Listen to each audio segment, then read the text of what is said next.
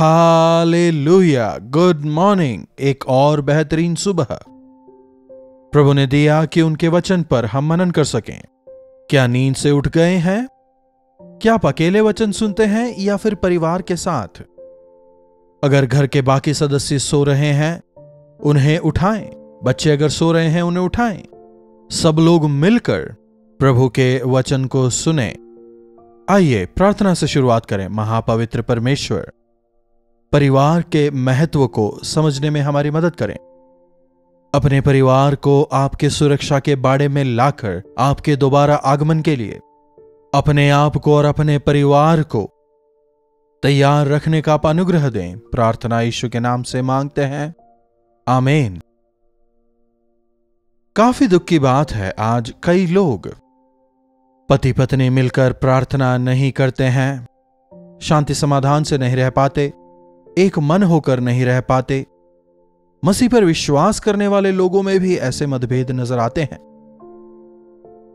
विवाह के बाद तुम दो शरीर नहीं एक शरीर हो, इस बात को अगर आपने समझा होता तो एक मन होकर, एक विचार होकर आप जीने पाते। हमें एक करने वाले प्रभु हैं। हां, भिन्नताएं होंगी, वैचारिक मतभेद होंगे। हो सकता है आपके सोच के अनुसार आपके पति या पत्नी कार्य ना करते हों, लेकिन प्रभु यीशु मसीह के द्वारा हम एक दूसरे को सहन कर सकते हैं, प्रेम कर सकते हैं। जब हम मसीह के स्वरूप में बदलने लगते हैं, एक मन के हो जाते हैं। वैवाहिक जीवन में या परिवारों में वैचारिक मतभेद होना सामान्य बात है। भले ही वैवाहिक जोड़ा नया हो या फिर वे कई सालों से शादी के बंधन में हो, वैचारिक मतभेद होना स्वाभाविक है। मैंने ऐसे जोड़ों को भी देखा है जिनका विवाह हुए 30-40 साल हो गए, लेकिन अब भी वैचारिक मतभेद हैं। अरे मेरे पति तो ऐसे ही हैं, अरे मेरी पत्नी तो ऐसी ही है, कहते हैं। बाइबल कहता है विवाह सब बातों में श्रेष्ठ है। क्या आपका विवाह हो चुका है? प्रभु की महिमा। क्या नहीं हुआ है? तब भी प्रभु की महिमा। बाइबल वैवाहिक जीवन के विषय, परिवार के विषय, परिवार में किस प्रकार से जीना है, बच्चों का पालन पोषण किस प्रकार करना है, इन तमाम के विषय काफी सारी बातों को स्पष्टता से बताता है। काफी सारे अध्यायों में हम इस विषय के वर्णन को पाते हैं। पौलुस खासकर इस विषय बात करता है। कुरिन्थियों को लिखी गई पहली पत्री उसके 7वें अध्याय में परिवार से संबंधित अनेक विषयों का वर्णन पौलुस यहां पर करता है। जिनका विवाह हो चुका है उन्हें लेकर या जो करने वाले हैं उनको लेकर काफी आवश्यक बातों का जिक्र प्रेरित पौलुस यहां करता है। समय की कमी की वजह से हम पूरे अध्याय पर तो मनन नहीं करने पाएंगे, लेकिन आज पूरे दिन भर में आपको जब समय मिलता है इस पूरे अध्याय को आप पढ़ें और उस पर मनन करें। कुछ विषयों को जिन्हें प्रभु ने मेरे हृदय में डाला है मैं आप तक पहुंचाना चाहूंगा और अनुरोध करूंगा कि आप इन वचनों को ध्यान में रखकर प्रार्थना करें, आशीष पाएंगे। पौलुस कहता है, यह अच्छा है पुरुष स्त्री को ना छुए, परंतु व्यभिचार के डर से हर एक पुरुष की पत्नी और हर एक स्त्री का पति हो।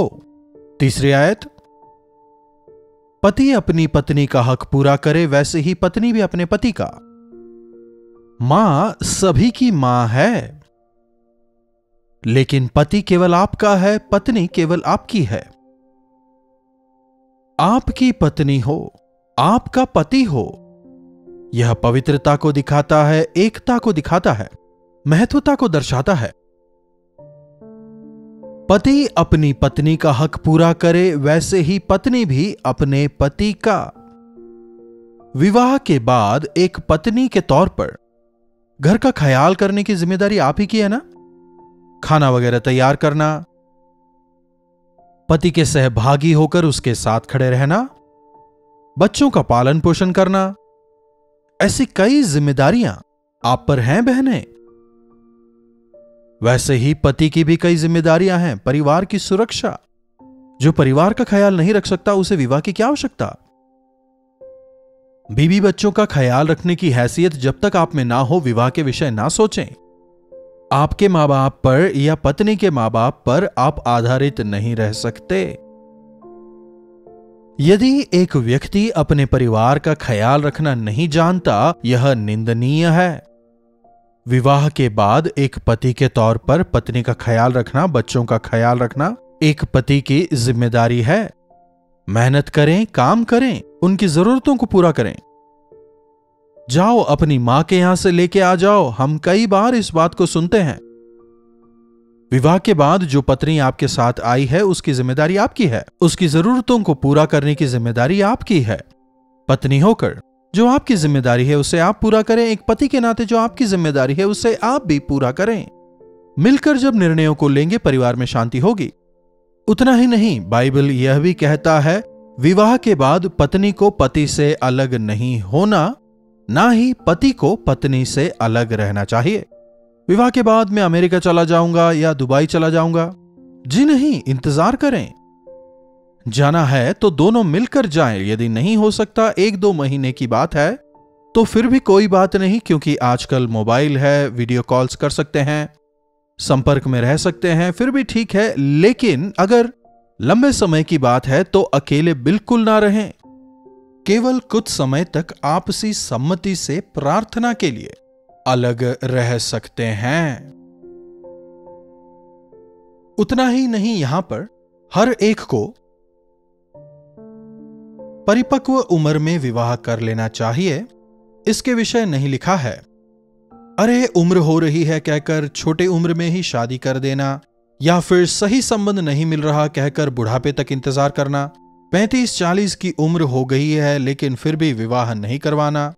विवाह के लिए एक कानूनी उम्र निर्धारित है ना, उस उम्र के आते आते बच्चों को हमें तैयार करना है। थोड़ा इंतजार करना गलत नहीं है, परंतु कामातुर रहने से भला है कि आप विवाह कर लें।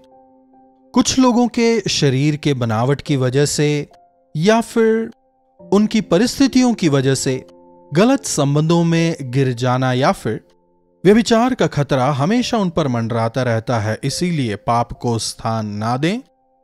जिनमें संयम की कमी है विवाह कर लें। उतना ही नहीं, एक बार विवाह कर लेने के बाद आप एक दूसरे से दूर बिल्कुल ना रहें। यदि आपका विवाह पहले से ही हो चुका है, तब आप लोग विश्वासी नहीं थे, अब आपने उद्धार पा लिया है, नहीं मुझे अविश्वासी पत्नी नहीं चाहिए, मैं दूसरा विवाह करूंगा विश्वासी से, आप ऐसा नहीं कह सकते। यदि आपकी अविश्वासी पत्नी आपके साथ में रहना चाहती है तो आप उसे नहीं छोड़ सकते। वैसे ही यदि आपका पति विश्वासी नहीं है तो आप उसे ना छोड़ें, क्योंकि आपका विश्वास उसे बचाएगा।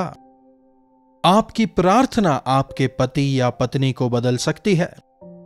जब आप मिलजुल कर रहेंगे, आपके बच्चे पवित्र होंगे। तिमुथियुस का जो पिता था वो यूनानी था और मां यहूदी थी। पिता अविश्वासी और मां विश्वासी, लेकिन मां के विश्वास की वजह से वो अपने पति को विश्वास में लाने पाई। परमेश्वर के अनुग्रह से उस मां का पुत्र भी उद्धार पाता है। बिल्कुल इसी प्रकार अपने अविश्वासी पति से आप प्रेम करें, उनका सम्मान करें। अविश्वासी है कहकर उसे नीचा ना दिखाएं, बेइज्जत ना करें, ना छोड़ें। यह मैं नहीं कह रहा, परमेश्वर का वचन कहता है। तो आप इन वचनों के आधार पर अपने आप को परखें। अब यदि वचन में अगर हम थोड़ा और आगे बढ़ें, कुछ लोग होते हैं ना, हमेशा विवाह करना है, विवाह का सीजन है, जहां देखो विवाह, या जल्दबाजी में विवाह करने वाले, या फिर कहें तो सांसारिक तौर पर सोचकर विवाह करने वाले। इन लोगों के विषय में 26वीं आयत देखिए। मेरी समझ में आजकल क्लेश के कारण मनुष्य जैसा है वैसा ही रहे।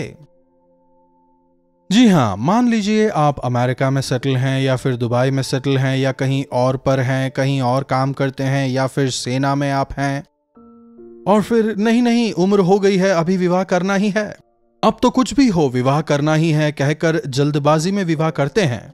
विवाह करके फिर चले जाते हैं, सालों साल अलग रहते हैं, जिसकी वजह से कई सारी परेशानियों का सामना करना पड़ सकता है। इसीलिए आपकी अवस्था के कारण आप जैसे हैं वैसे ही रहना आपके लिए बेहतर है। यदि पत्नी है तो उससे अलग होने का प्रयास ना करें, और यदि पत्नी नहीं है खोजने का प्रयास ना करें। विचित्र बात है, जिनका विवाह नहीं हुआ है, अरे मेरा विवाह कब होगा कब होगा कब होगा इंतजार करते रहते हैं। विवाह होने के थोड़े समय बाद, अरे मैंने जल्दबाजी कर ली, विवाह क्यों कर लिया, अरे यह ठीक नहीं हुआ, विवाह नहीं करता तो ही अच्छा था। जी नहीं, यह भी गलत है, वो भी गलत है। यदि विवाह हो चुका तो अलग होने का यत्न ना करें। क्या विवाह नहीं हुआ तो विवाह के लिए जल्दबाजी ना करें। देखिए, प्रभु का वचन किस प्रकार से हमें स्पष्टता से बताता है, परंतु तू ब्याह भी करे तो कोई पाप नहीं। हाँ, विवाह करना पाप नहीं। बिना विवाह के डेटिंग बोल के घूमते रहते हैं ना कई लोग आजकल। यह हमारी मर्जी है, हम लोग कॉम्पेटेबिलिटी देख रहे हैं, हम प्रेम करते हैं बिना विवाह के, बिना कमिटमेंट के, बिना परिवार की सम्मति के। एक दूसरे के साथ रहना एक घोर पाप है जिसे हम व्यभिचार कहते हैं। विवाह के बाद जाति, कुल, भाषा के मतभेदों का कोई महत्व नहीं रह जाता। यदि दो लोगों के मन एक हैं तो कानून भी इसकी इजाजत दे देता है। पर यदि आप अविश्वासी से विवाह करते हैं तो आगे चलकर दिक्कतें आएंगी। विवाह के बाद आने वाली परेशानियों को ध्यान में रखकर जिम्मेदारी से विवाह करें। बाद की बाद में देखेंगे, ऐसा नहीं कह सकते। तो वचन यहां कह रहा है विवाह करना गलत नहीं है, कुंवारी से विवाह करना गलत नहीं है, परंतु ऐसों को शारीरिक दुख होगा। तो क्या विवाह करना कष्टदायक होता है? जी हां, पहले से ही बता रहे हैं, विवाह करना कष्टदायक है, विवाह करना जिम्मेदारी भरा है। हां, घर का पालन पोषण करना है, पत्नी का ख्याल रखना है, पत्नी को पति का ख्याल रखना है, बच्चों की जिम्मेदारी है, घर की जिम्मेदारियां बढ़ेंगी, कमाई होनी चाहिए, रेंट पे करना होगा, करंट बिल पे करना होगा, जरूरतें पूरी करनी होंगी। अपने माँ बाप के साथ आप कैसे भी रहे हों, लेकिन सास ससुर के साथ आपको जिम्मेदारी से रहना है। केवल अपने परिवार के साथ नहीं, लेकिन पत्नी के परिवार के साथ भी मिलजुल कर रहना है। इधर उधर से आने वाली समस्याओं को सहने की शक्ति आप में होनी चाहिए। विवाह होने के बाद आप गर्भवती भी होंगी, गर्भवती होने के बाद परेशानियां रहेंगी, प्रेगनेंसी के टाइम के मूड स्विंग्स, उसके बाद में डिलीवरी पेन, उसके बाद बच्चों का लालन पालन। अरे मत डराइए, मुझे तो विवाह ही नहीं चाहिए। क्या डर कर कोई रुक रहा है? इन परेशानियों के बीच भी कितना आनंद है। मां बता सकती है, मां बाप बता सकते हैं। बच्चों को देखकर जो संतुष्टि मां बाप को होती है, करोड़ों रुपए कमाने में भी वो संतुष्टि नहीं रहती। कई लोग हैं जो करोड़पति हैं, लेकिन संतान के सुख का आनंद नहीं। दूसरों के बच्चों को लेकर, उन्हें देखकर वे खुश होते हैं, उन बच्चों को देखकर वो खुश होने का प्रयास करते हैं। वचन भी हमें बताता है गर्भ का फल परमेश्वर का दिया हुआ दान है। यदि आप परमेश्वर के वचन के अनुसार अपने बच्चों की परवरिश करते हैं तो वृद्धावस्था में आप उसके फल को भुगतेंगे, क्योंकि तब आपके बच्चे आपसे प्रेम करेंगे, आपका सम्मान करेंगे। उस दौरान आपके बच्चे बड़े होने के बाद आपकी संपत्ति बन जाएंगे। एक व्यक्ति से कोई पूछता है कि तुम अपनी सारी सैलरी को, तुम्हारी जो सैलरी आ रही है उसका तुम क्या करते हो? कहता है कुछ तो मैं अपने ऋण को चुकाने में देता हूं, कुछ मैं इन्वेस्ट करता हूं, निवेश करता हूं।